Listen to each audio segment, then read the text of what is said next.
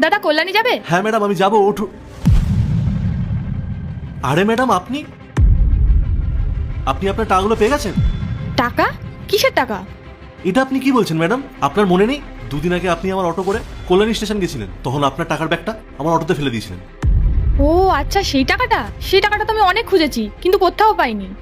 আচ্ছা, আপনি টাকাগুলো কাকে দিয়েছিলেন? আসলে ম্যাডাম ব্যাগে আপনার অফিসের আইডি কার্ড ছিল, সেখানে আপনার অফিসের ঠিকানা লেখা ছিল, তাই ওই ঠিকানা দেখে আমি আপনার অফিসে গেছিলাম।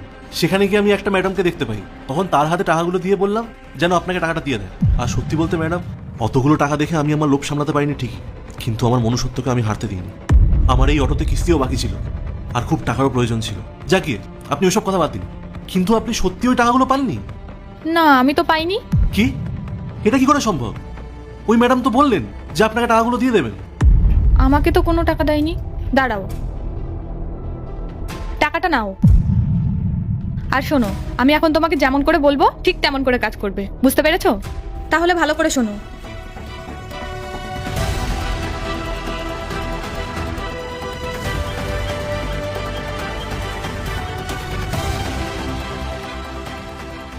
বুঝলে তো তোমায় কি বোঝালাম?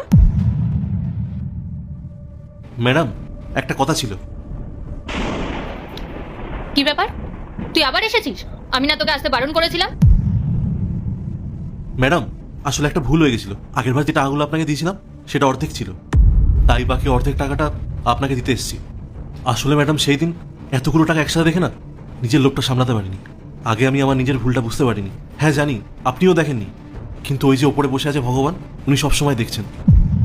আর ম্যাডাম দয়া করে আমাকে পুলিশে দেবেন না, আমি আমার ভুলটা বুঝতে পেরেছি। তুই যে চোর সেটা আমি তোকে তখন দেখেই বুঝেছিলাম। ম্যাডাম আমাকে বলেছিল ওনার 1 লাখ টাকা হারিয়েছে, আর তুই আমাকে 50,000 টাকা দিয়ে চলে গেলি। ম্যাডাম আমি না বুঝে অনেক বড় ভুল করে ফেলেছিলাম, আর আজকের পর থেকে কোনোদিন এরকম হবে না। আপনি প্লিজ আমায় ক্ষমা করে দিন। ঠিক আছে ঠিক আছে, তোর ভাগ্য ভালো আমি পুলিশে কমপ্লেন করিনি। এখন যা এখান থেকে।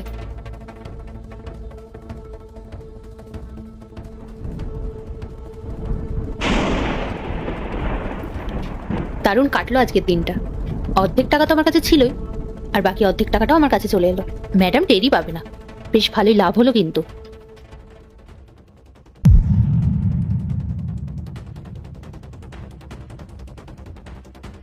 আচ্ছা, আমার সাথে কি কেউ দেখা করতে এসেছিল? না ম্যাডাম, কেউ তো আসেনি। কেউ কি টাকা ফেরত দেওয়ার জন্য এসেছিল? না ম্যাম। কেউ আসেনি? আচ্ছা দাঁড়াও, তুমি একটু ভেতরে আসো তো।